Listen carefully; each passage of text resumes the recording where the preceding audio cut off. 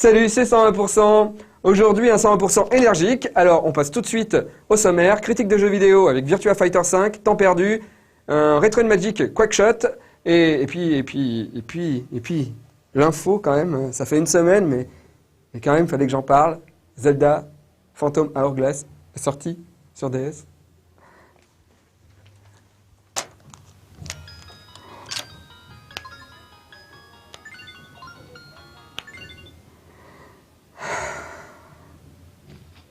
Ah oui, les news. Sortie le 26 octobre 2000 aux États-Unis, la PlayStation 2 a fêté vendredi dernier son 7e anniversaire. À cette occasion, Sony a divulgué quelques chiffres qui témoignent de la réussite exceptionnelle de la console. La PS2 s'est ainsi écoulée à plus de 120 millions d'exemplaires à travers le monde. 1 milliard de jeux se sont également vendus sur la machine de Sony. On notera par exemple la performance de GTA qui occupe, à travers ses multiples épisodes, les 3 premières places du classement des ventes depuis l'apparition de la console. Déclinée à de nombreuses reprises, la série Ys continue de susciter l'intérêt des amateurs de RPG. Cela tombe bien, les épisodes 1 et 2 sortiront sur DS au printemps prochain au Japon. Le jeu connaîtra une refonte globale au niveau des graphismes et comme d'habitude avec la portable de Nintendo, le stylet sera mis à contribution, tout comme les 2 écrans.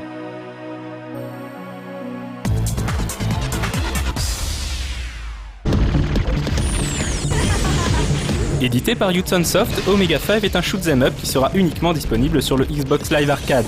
Cette vidéo dévoile quelques images du jeu dont l'action s'annonce très intense et qui possède un aspect graphique très coloré avec de nombreux effets lumineux. Sortie prévue pour le mois de novembre au Japon.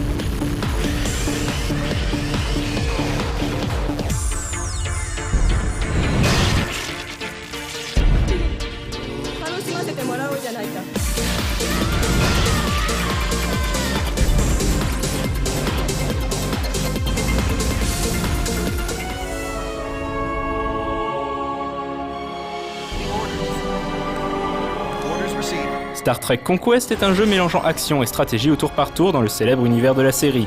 Le joueur prendra le contrôle d'une des nombreuses races disponibles, parmi lesquelles on compte les Klingons, les Romuliens, les Cardassiens ou encore les Brins. Évidemment, il sera question de conflits et de conquête de planètes. Sortie prévue sur PS2 et Wii pour le 13 novembre aux États-Unis.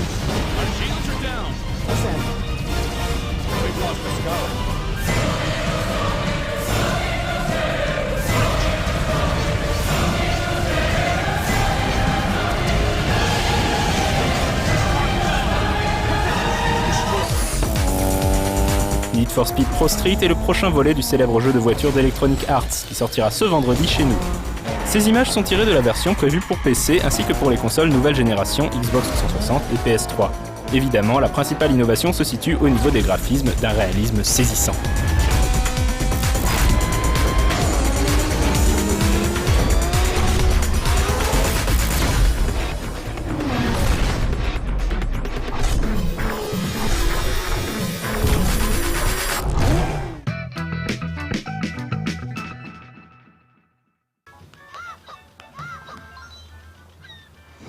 Oh, mais bien sûr, je vais larguer les amarres. Oui, on va retrouver le navire fantôme.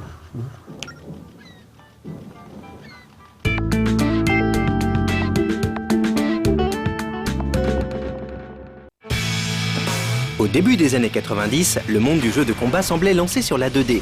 Street Fighter 2 lui-même est sorti en 1991 avec les influences que l'on sait. Mais chez Sega, on pensait déjà à la 3D. Suzuki Yu, à la tête de l'équipe AM2, sort Virtua Racing en 1992 et décide de s'attaquer directement aux jeux de combat en polygone en 1993. Seulement 2 ans après Street Fighter 2, Virtua Fighter voit le jour. C'est une petite révolution et le titre avait été adapté avec succès sur Sega Saturn. Les suites se sont alors enchaînées, amenant à chaque fois des améliorations graphiques, comme des textures dans Virtua Fighter 2, mais aussi un gameplay plus évolué, avec de nouveaux coups et de nouveaux personnages. Virtua Fighter a toujours été à la pointe du rendu 3D, et c'est en 2006 qu'est arrivé en arcade Virtua Fighter 5 sur le système Lindbergh de Sega. Après une adaptation très fidèle sur PS3 au début 2007, le jeu sort maintenant sur Xbox 360.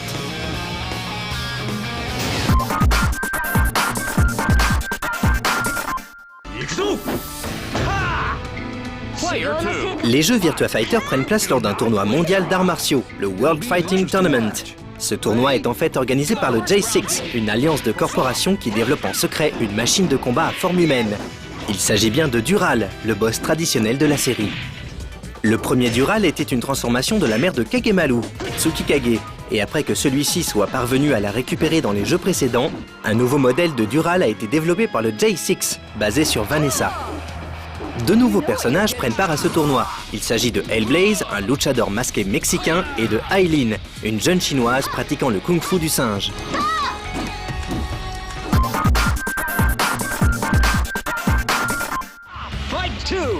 Virtua Fighter est célèbre pour son gameplay à part dans les jeux de combat 3D.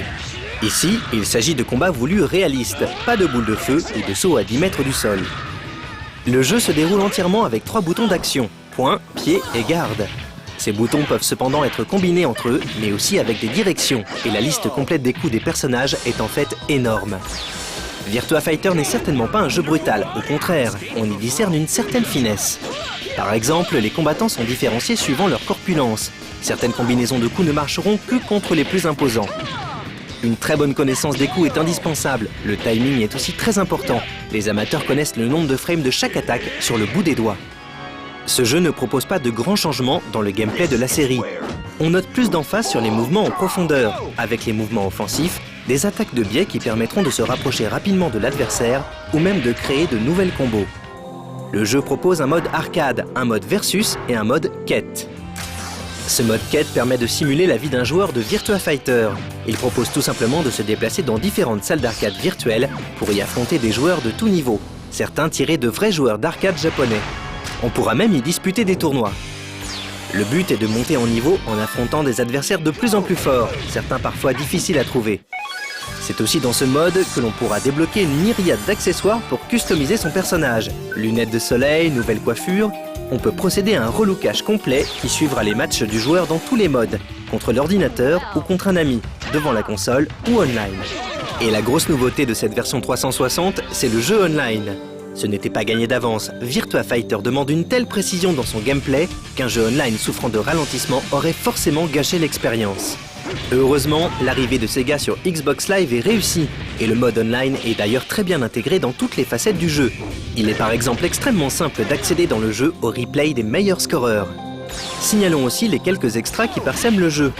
Le joueur peut enregistrer un replay de son match pour le revoir à loisir, ou bien activer un commentateur qui décrira l'action en anglais, malheureusement.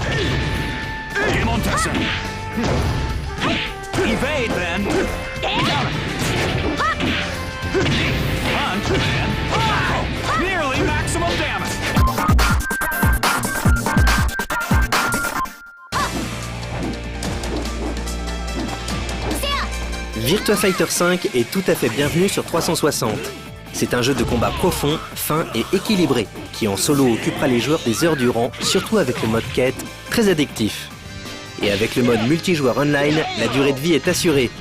Si la version PS3 du jeu était basée sur la révision B du jeu d'arcade, cette version est basée sur la révision C, et a donc un gameplay un peu plus affiné. Au niveau graphique, le jeu est superbe, et un anti-crénelage agréable complète cette version. Dans les jeux de combat, il y a des amateurs sur chaque licence. Les fans de King of Fighters ne seront pas forcément dans le clan des fighters virtuels. Mais cette version très complète sera sans doute le meilleur choix des curieux qui veulent entrer dans le monde de Virtua Fighter. Les fans de la série, eux, l'auront de toute façon tout de suite acheté en pack avec une manette d'arcade.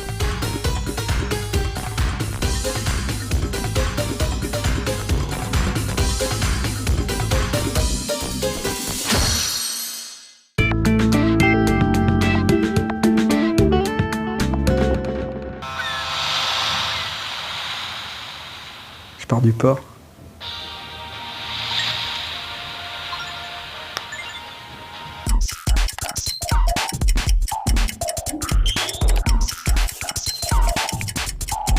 Bonjour! Vous cherchez un appartement pas cher à Paris? Quel saut! Et ne savez donc pas comment occuper vos heures supplémentaires? Bienvenue dans Temps Perdu! Run Lil Brocoli fait partie de ces petits jeux sans prétention qui ne vous demandent qu'une chose, exploser les scores. Nous incarnons donc un brocoli à pâte fuyant devant un vilain cuisinier. On jette des pots de banane pour faire tomber ce dernier et on évite les pièges à loups qui parsèment le restaurant. Distrayant quelques minutes, ce Run Lil Brocoli ne rentrera pas dans les annales, mais a au moins le mérite de ne pas nous prendre pour des courges. Bref, passons. Tennis Game est, comme son nom l'indique, un jeu de golf. Vous avez donc bien sûr le droit de participer à des tournois et ainsi de choisir votre golfeur parmi 16 personnages aux caractéristiques variées. Bon, même si l'intérêt est là, il est tout de même étrange de ne pas pouvoir sélectionner son club. De plus, les greens sont ridiculement petits et pour une raison que nous ignorons encore, un autre personnage nous renvoie sans cesse la balle. On peut pardonner beaucoup de choses à un jeu sur le net, mais les développeurs auraient tout de même pu respecter un peu les règles. Skywire nous demande de piloter avec une touche un téléphérique. 3 passagers sont à bord et il faudra les mener à bon port. On tente donc d'éviter les obstacles tout en parcourant le chemin le plus rapidement possible. Que dire de plus? Skywire est juste un bon jeu. Simplissime, addictif, mignon et avec une bonne durée de vie. De plus, la musique a un petit air de déjà entendu. L'Orange Box de l'éditeur Valve vous a été présenté en long et en large il y a quelques temps sur No Life et vous avez comme tout le monde été fasciné par Portal. Eh bien, des fans se sont amusés à reproduire le jeu en 2D et nous proposent de partir à l'aventure. Le principe reste donc le même, on ouvre un portail, puis un second, on entre par le premier et on ressort par le deuxième. En 2D comme en 3D, le gameplay fonctionne à merveille et nous ne pouvons que vous conseiller de vous y lancer avant ou après avoir tâté bien sûr du jeu original. Et bien sûr, n'oubliez pas, pour gagner plus, jouez plus.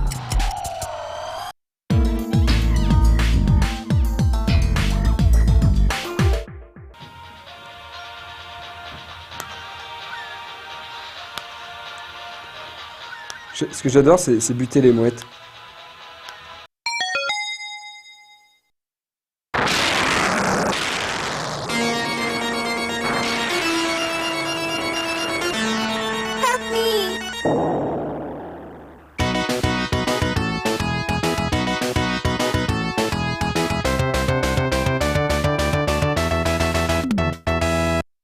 À l'époque des 16 bits, les jeux estampillés Disney étaient souvent synonymes de qualité graphique avant tout. Si la plupart des joueurs gardent de bons souvenirs des titres de l'oncle Walt sur Mega Drive ou Super Nintendo, ils ne brillaient rarement par leur qualité de gameplay. Il y eut toutefois des exceptions et peu de jeux furent autant acclamés que Quackshot, encore considéré comme l'un des tout meilleurs jeux jamais sortis sur Mega Drive.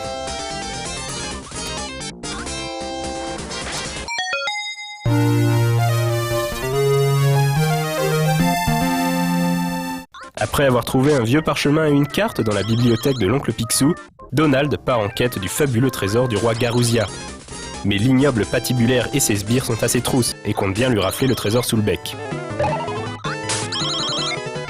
L'aventure mènera le plus râleur des canards au Mexique, en Transylvanie, en Inde, au pôle Sud et bien d'autres destinations exotiques et dangereuses. Quackshot pouvait se vanter d'être des paysans. En apparence simple jeu de plateforme, Quackshot bénéficiait d'une dimension jeu d'aventure héritée de la série des DuckTales sur NES. En effet, il fallait souvent effectuer des allers-retours entre les différentes zones afin d'utiliser les objets trouvés dans l'une ou l'autre. À cette fin, Donald pouvait appeler l'avion de ses neveux à certains emplacements spécifiques marqués par un drapeau.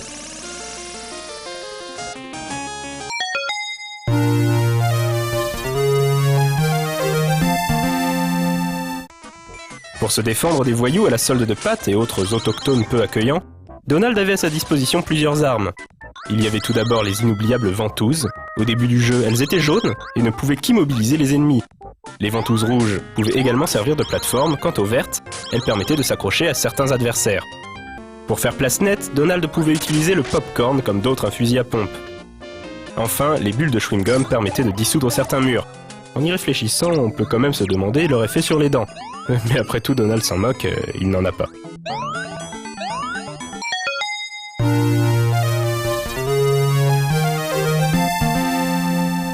Graphiquement superbe, le jeu proposait de sublimes décors aux couleurs pastel qui en faisaient, à l'époque de sa sortie, l'un des plus beaux jeux sur 16 bits. Comment oublier les teintes chaudes du crépuscule mexicain, les aurores boréales du pôle Sud, ou les sinistres matures du Drakkar fantôme. S'il n'était pas particulièrement difficile, en dépit de quelques phases de plateforme retorse, en particulier à la fin de l'aventure, Quackshot se révélait plutôt long, ce qui rendait parfois pénible l'absence d'option de sauvegarde. Développé par Sega, Quackshot était une belle preuve de l'excellence du développeur sur sa machine attitrée. Et pour beaucoup de joueurs, il est longtemps resté le meilleur jeu Disney sur Mega Drive, un titre qui ne lui fut disputé que plusieurs années plus tard par le mythique Aladdin de Virgin Interactive.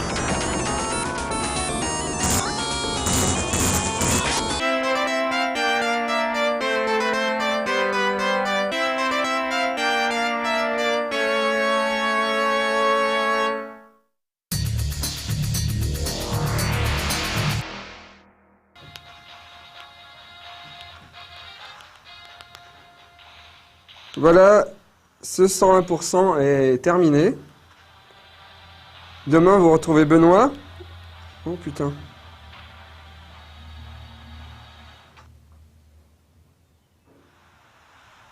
Ouais. Demain, vous retrouvez Benoît. Et puis, n'oubliez pas qu'il y a Chibi Japan Expo vendredi. Et il y aura en exclu le DVD de Nerds là-bas, avec une séance de dédicace. Faut le noter. Notez-le sur votre plan.